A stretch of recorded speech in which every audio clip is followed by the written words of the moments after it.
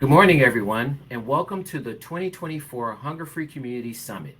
My name is Eric Mitchell, and on behalf of the Alliance to End Hunger, we appreciate you taking time out of your busy schedules to join us today. This conference is our signature event on hunger in the U.S. Unfortunately, we have seen an uptick in food insecurity throughout the year. The most recent data by USDA underscored that hunger in America has been getting worse, not better, with food insecurity rates rising to the highest that they have seen in over a decade. 18 million households were food insecure at some point in 2023. That is statistically higher than the year before.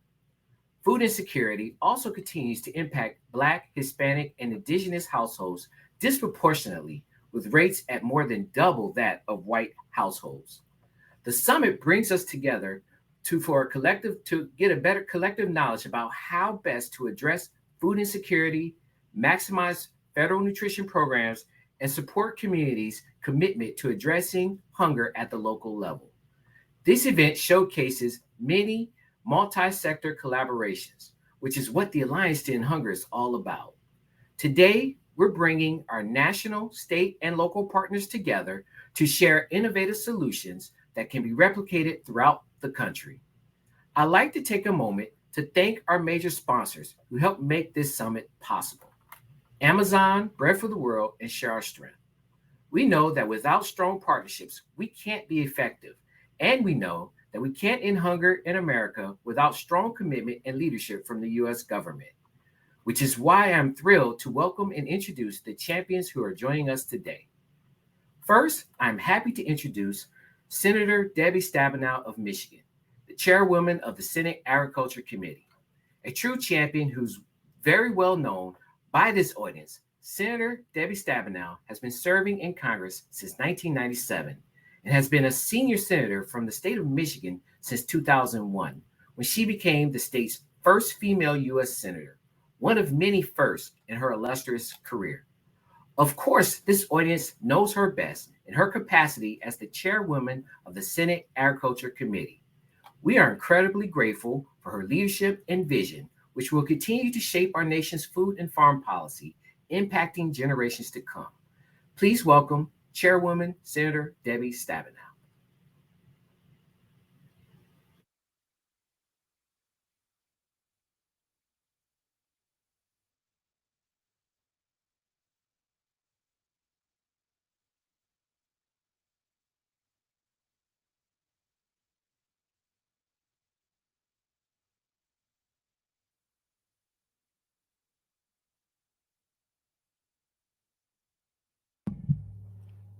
While we're waiting for Senator Stabenow to arrive, I just want to go ahead and give everybody a quick introduction and welcome to our sessions today.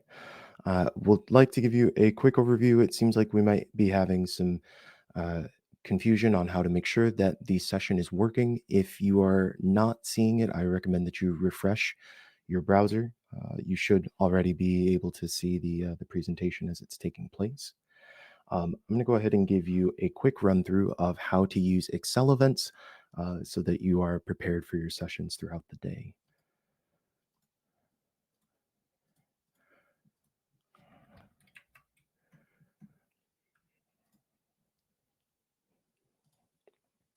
Okay. Um, just so you're able to navigate everything properly, we want to make sure if you are able to, we recommend using the Google Chrome web browser for the best possible connection. Also, you'll notice that we have a link in the chat if you would like to have captions. You can either have those captions in English or in Spanish. Oh, Um, Now, allow me to go ahead. I will share my screen and walk you through a little bit of how to use Excel events.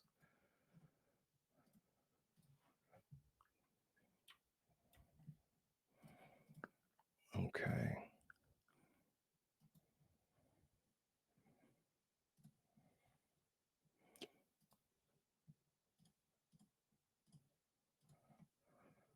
All right. Now, if you're able to see my screen, this should show an example of what Excel events may look like for you as you're navigating the event today.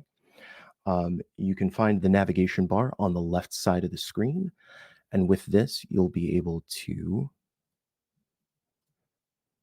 use the agenda button to be able to see all of the sessions as well as the speakers. And please remember to use the arrows to see all of the session options during your breakouts. Any sessions you don't watch live, you will be able to come back and see later. Also, be sure to visit our sponsor booths. Those will give you an opportunity to see all of the folks who've helped make this event possible today. You can also use the lobby chat at the top to introduce yourself or to start a conversation. And you can also directly connect with other people via the chat or direct message by clicking on the People tab. Now, if you do have any needs or questions, you can text or call our tech support team at 503 564 3044, or you can use the People tab that we just talked about to direct message them as well. With that, I would like to go ahead and bring on Senator Stabenow to go ahead and present these remarks. Oh, and Senator Stabenow, you may be muted.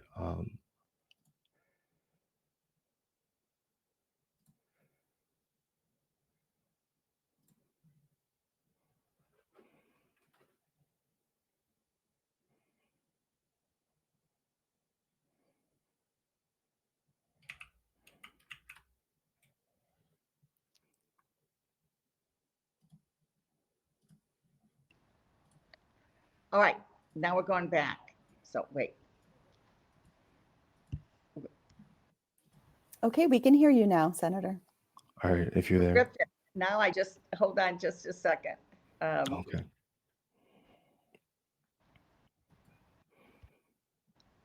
Okay. Here we go. Hold on.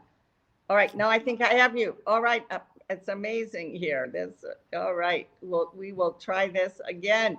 When in doubt, the most important thing is to have an opportunity to say hello and to thank you for everything you're doing. Eric, Cindy Long, as our Deputy Undersecretary for Food and Nutrition Services, no matter how long it takes us to connect, we are doing it. And boy, do we need to have some stick-to-itiveness and dedication right now more than ever. So thank you for your tireless work to end hunger. And, you know, the Alliance to End Hunger's coalitions really have built a broad network across many sectors in our communities. And we're going to need that now more than ever. You're on the front lines.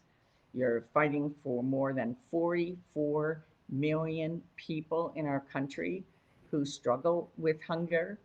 And we need to do more than ever right now to make sure they have what they need and that we are not seeing more people go hungry.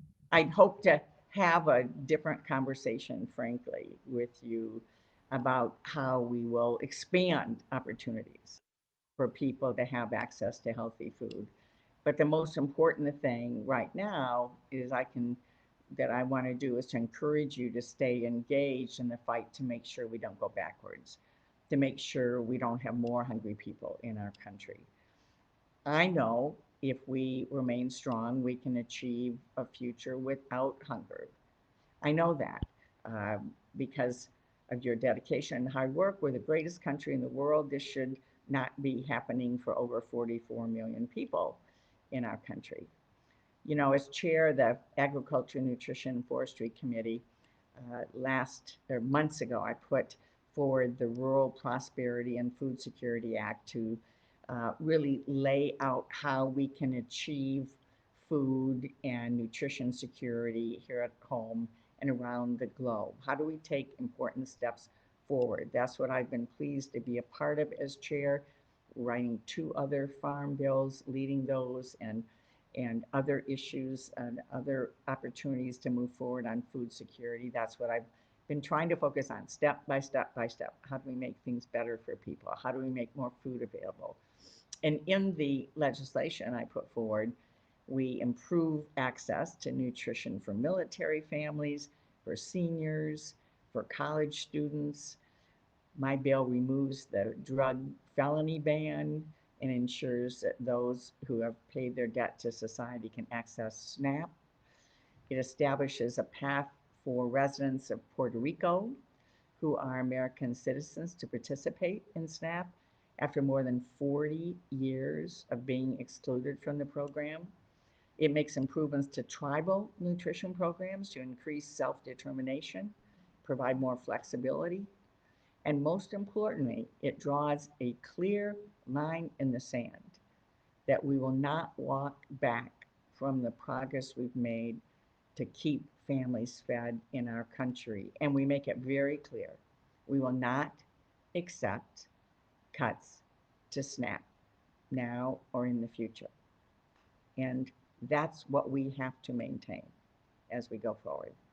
You know, the Farm Bill we do every 5 years can and should be an opportunity to create a future in which no one goes hungry, while also investing in our farmers and rural communities and families throughout the country.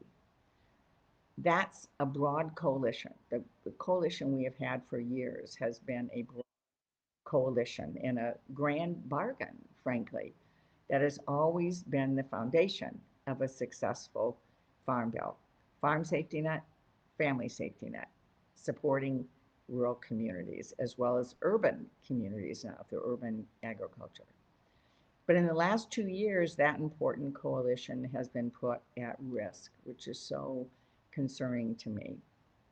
Even before Donald Trump was reelected, we unfortunately saw House Republicans propose the largest cut to SNAP in nearly 30 years in their House bill. And I'm sure the attacks on nutrition programs will increase in the next administration and Congress. And that's why your work and being here today is so very important and why I wanted to make sure to have a chance to speak with you. We need continued strong voices from the public sector and the private sector to speak out about the important American values of ending hunger. In such a great, prosperous country as the United States of America, families should not need to worry about where their next meal is going to come from. A year ago, I was very proud to lead the effort to make sure we have a summer meals program for children who qualify for meals during the school year but are not getting healthy food in the summer, as you know. That was an improvement. That was a very, very big step forward. And that's the direction we need to be going. We need to continue to create new opportunities for people to have access for food. You know, I'm determined to do everything I can between now and the end of the year, and time is very short, but to pass yet a 5-year farm bill. It's not out of the realm possibility if people want to come together and get it done with certainty for our farmers and certainties for our families. I'm committed to doing everything possible to invest in our nutrition programs. And unfortunately, it's very unfortunate that we've not yet been able to get the bipartisan support to be moving a bill to do that. But I'm going to, until the day we're done this year, I'm going to do everything I can to move in that direction. And I'm also prepared to fight to make sure that any 1-year extension of the current Farm Bill policy protects SNAP and nutrition programs as well. So let me just say again, thank you. Even more than in the past, the work you are doing, the work you will do is essential on so many levels. And although the path forward may have become more difficult, the good news is it's never permanent. Things can change. Things will change. We need to be continuing to work together to make sure that we go forward, that our families are getting what they need, and that we are really demonstrating the great values that our country has always stood for. So, thank you I know your resolve has become even stronger because the people that you serve are going to need you even more.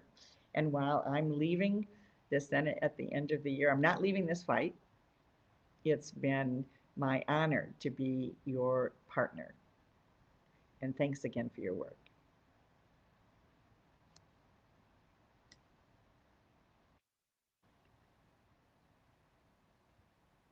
Thank you, Senator Stabenow, for your stalwart leadership and bipartisan efforts over the years. You have made a big difference in the lives of millions of families, and just want to thank you personally for being a champion for our community and for all the work that you have done. And we wish you the best in your post-Senate life. We know you're still going to continue to be a leader in your state and the community and a strong voice in the pathway to ending hunger. So just thank you for, again, for all that you have done. Thank It, you so much. Thank you. It's my pleasure to introduce Cindy Long, the Deputy Undersecretary for Food and Nutrition Services at USDA. Ms. Long most recently served as Administrator for the Food and Nutrition Service, where she has extensive experience with FNS, including having served as Deputy Administrator for Child Nutrition Programs, where she led FNS implementation of the Healthy Hunger Free Kids Act, the most significant restructuring of these programs in decades and a legislative centerpiece of the Obama-Biden administration's nutrition initiatives. Please welcome Deputy Undersecretary Cindy Long. Good morning, everyone. It is such a pleasure to be here. Thank you so much for having me.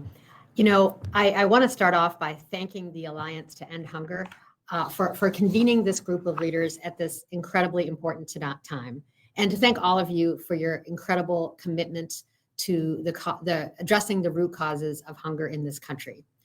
You know, we all know that ensuring that communities are truly hunger-free requires collaboration across entities and across sectors, and your working in this coalition shows that you understand that and that that's what it takes to put forward real change.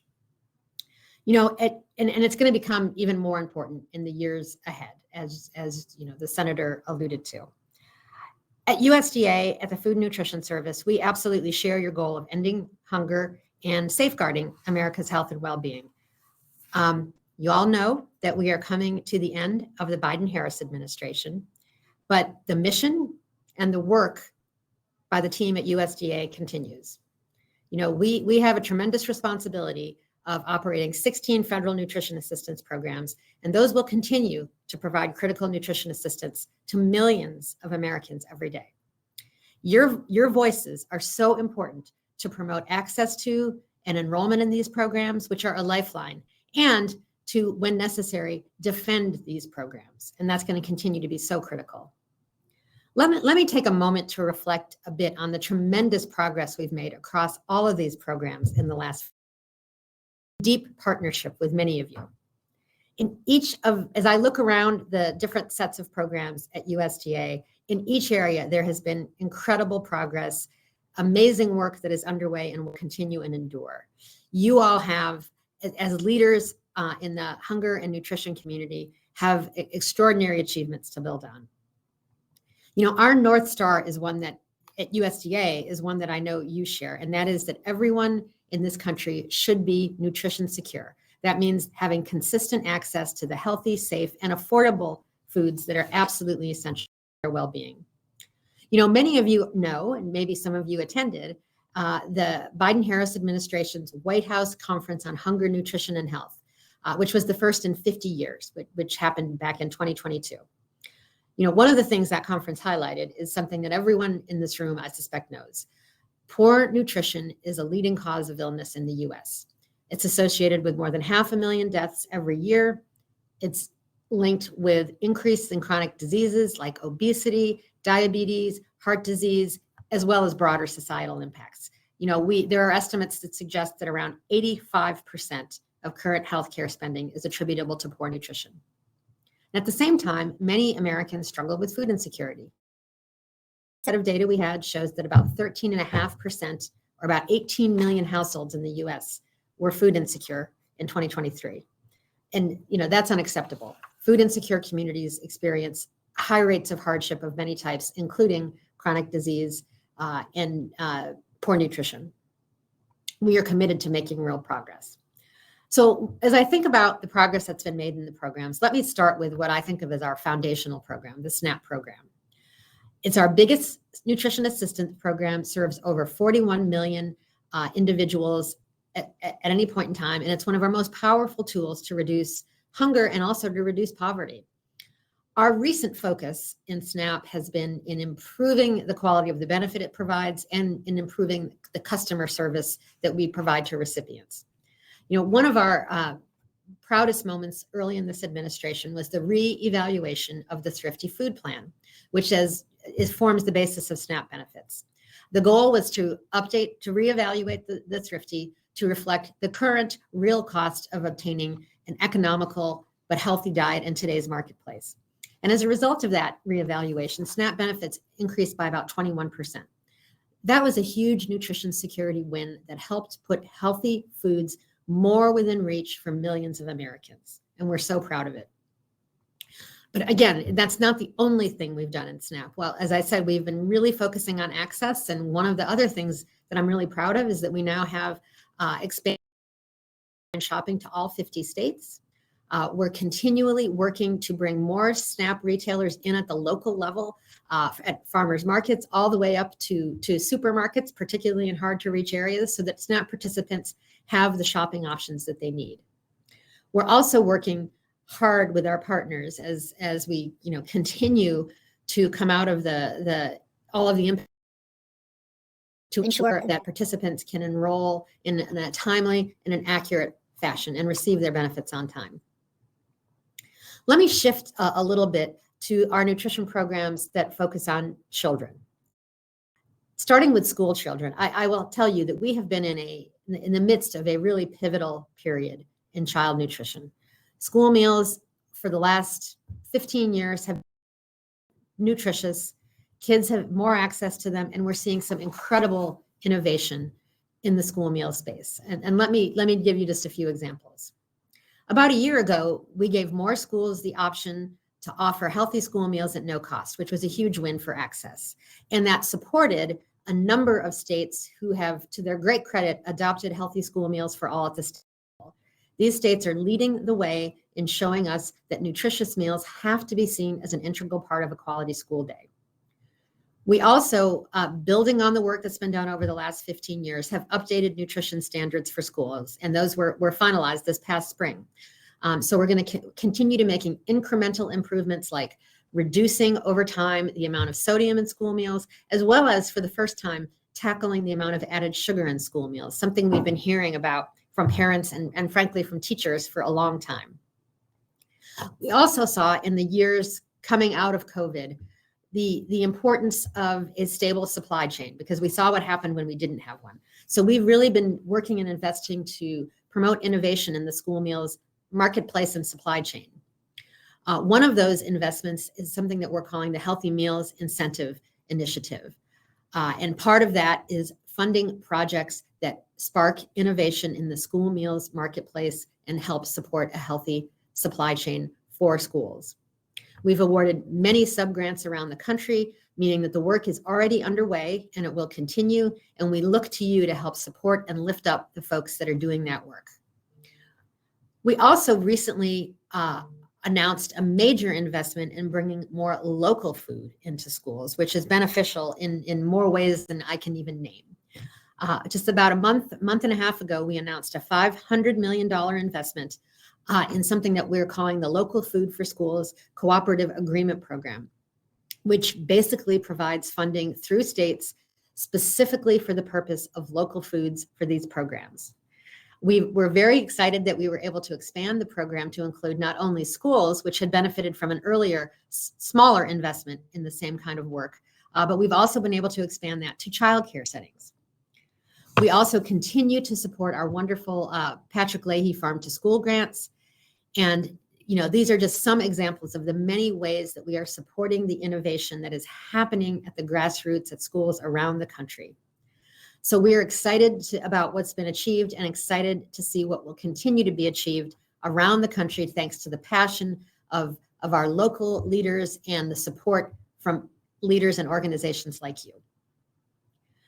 So speaking of achievements in the child nutrition space, you heard a little bit about this from Senator Stabenow. One of the big wins we've had is the summer feeding programs. We are now calling our suite of 3 options the SUN programs, summer nutrition programs.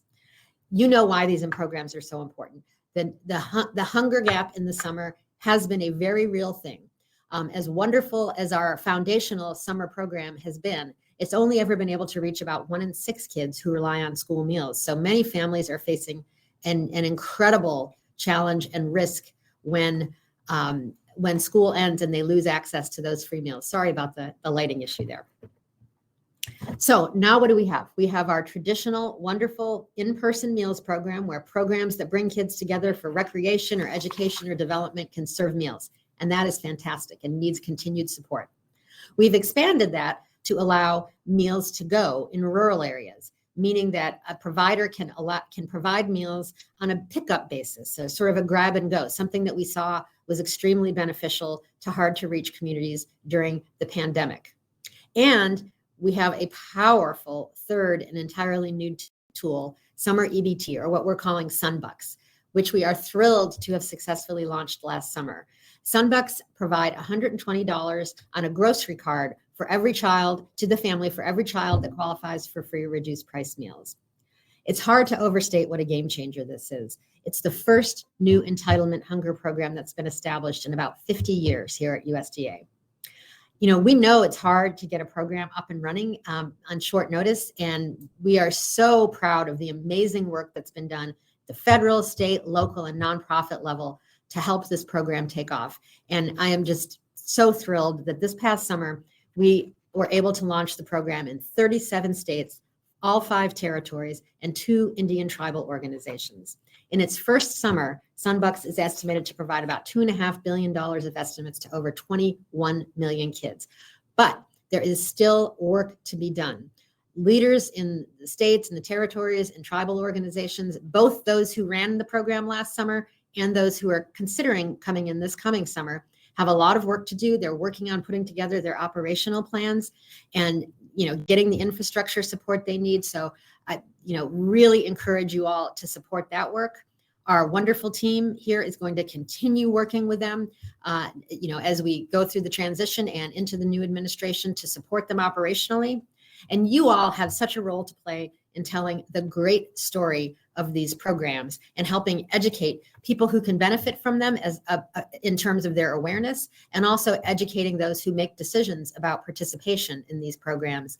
From the policy perspective, they're incredible value. You have played a pivotal role to date, and you're going to play a pivotal role going forward.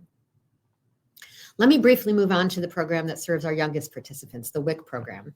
It's been fun to celebrate the WIC program's 50th anniversary this past year, and which means that for 50 years, families have benefited from the proven positive impact of this program. Our focus has been on, really modernizing the program and help it better meet. We are so pleased at how the people this program reaches, but we're only reaching about half the eligibles currently, and we would like to see a future folks who could benefit from this program who actually are able to do so. We have funded, with the Food Research and Action Center, innovative projects to connect more eligible moms, babies, and kids to WIC. The lessons that are going to be learned from these projects can inform outreach materials, technical assistance, and all the support federal, state, local, and nonprofit sector can provide to help folks access this fabulous program. We've also to the WIC food package, again, to modernize it to be consistent with dietary guidelines and provide participants with more flexibility, variety, and cultural foods they prefer. We're also trying to modernize the program. And again, we're really focusing on online shopping and see a great future for that. And there's a lot more information about the modernization work that we're doing that you can access on our website. I hope that you will include on your to-do list for the coming years supporting this important innovation and modernization work in WIC, and I know that you will. I also know that one of the Alliance's goals is building capacity and improving coordination of our emergency feeding programs. So I want to highlight that in alignment with that goal, we very recently, I think it was probably less than a month ago, recently published a final rule that was targeted at improving access and parity across all of the food distribution programs. So that includes TFAP, it includes CSFP, the FDPIR program, as well as our disaster feeding responses. I really encourage you to dive into all the changes that the rule makes. I think they're all improvements, but just to highlight a few, it makes it easier for seniors and households to find CSFP and TFAP sites. Increases the income thresholds so that more seniors can be eligible for CSFP, and it helps disaster victims access critically needed food by enabling households to receive both disaster household benefits through USDA foods, as well as DSNAP programs in the aftermath of a natural disaster.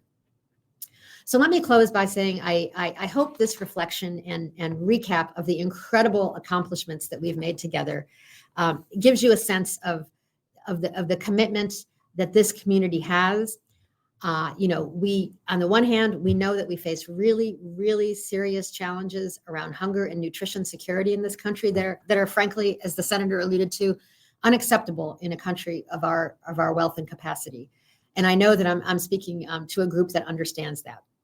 So as we face the future, I just want to share where I draw my optimism from. Even in the face of uncertainty, wherever I go. And it's been such a pleasure to get out in this role and see the work that folks are doing in the community. Wherever I go, the folks who do this work on the ground are just inspire me so much with their dedication and their creativity. They are working to advance nutrition security and create a more just, fair, and efficient food system.